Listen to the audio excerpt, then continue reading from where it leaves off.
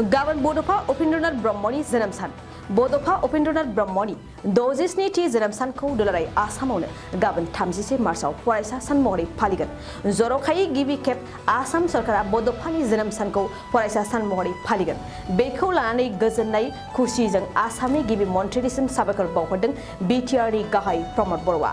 बिथां प्रमद बर'आ बुंदों, बड'फानि जोनोम सानखौ फरायसा सान महरै फालिनो गनायथि होनाया बर'नि जांख्रिथायारि जारिमिनखौ मान सन्मान होनाय जादों।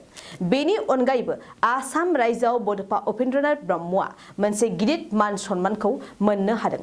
गाबोन दुलाराय आसामनि फरायसालि आरो फरायसालिमाफोरावबो बड'फानि जोनोम सानाव फरायसा सानखौ फालिगोन। बेजों लोगोसेयैनो बर' हारिया आगानसे दावगालांनो हाबावदों होननानै बिथां प्रमद बर'आ बुंबावदों। बड'फा उपेन्द्रनाथ ब्रह्मनि जि जोंहा 67थि जि जोनोम सान बेखौ फरायसा सान हिसाबै आसाम गभर्नमेन्टआ फोसावदों। बिनि थाखाय आसामनि chief minister doctor Himanta Biswa Sharma बिथांखौ आं साबायखर बावो आरो गिबि खेबनि थाखाय गाबोनो कलाक्षेत्रआव आसाम गभर्नमेन्टनि दैदेननायाव आरो जोंनि बिटिआर सरकारनि मददजों गाजा गोमजायै बिथांनि जोनोम सानखौ खुंफुंनाय जागोन आरो सारा आसाम नाङैनो गुबुन गुबुन कलेज इउनिभारसिटिफ्राव बेखौ खुंनाय जागोन।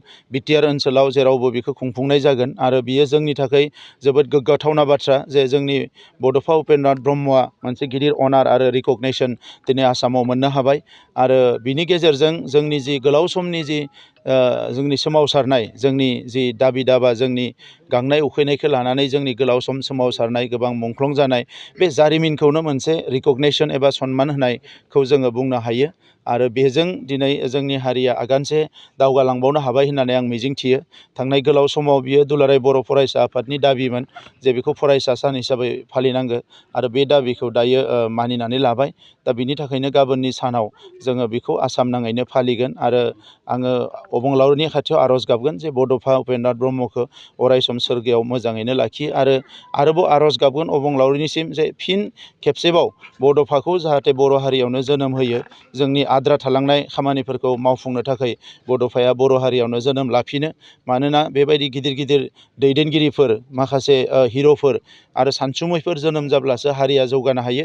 दा बेनिखायनो अबंलावरिनि खाथियाव आर'ज गाबगोन जे बड'फाखौ जाहाथे बर' हारियावनो जोनोम होफिनो आरो बर' हारिनि जोंनि जि गांनाय उखैनाय, बुहुमाव हारिखौ गेरेमसा हारि महरै गायसननो नाजानाय, बे हाबाफारिखौ मोगथां महर होनायाव जों बयबो आवगायलांनो हायो।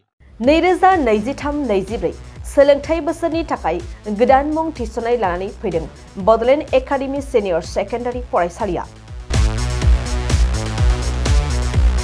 क'क्राझार जिल्लानि तिनिआलियाव थानाय बर' बिजोंनि बड'लेण्ड एकाडेमि सिनियर सेकेन्डारि फरायसालिया दायो केजिनिफ्राय 9 थाखोसिमनि गोदान मुं थिसननायखौ लागासिनो।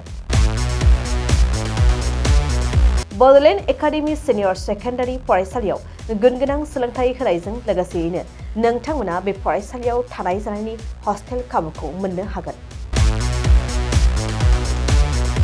बेजों लोगोसेयैनो बे फरायसालियाव एक्सट्रा टिउसन आरो इंलिश स्पिकिं कर्सखौबो फरायसाफोरनो होनाय जायो। गोसो गोनां फरायसाफोरा मुं थिसननायखौ बाङाय बेसेनावनो मोननो हागोन।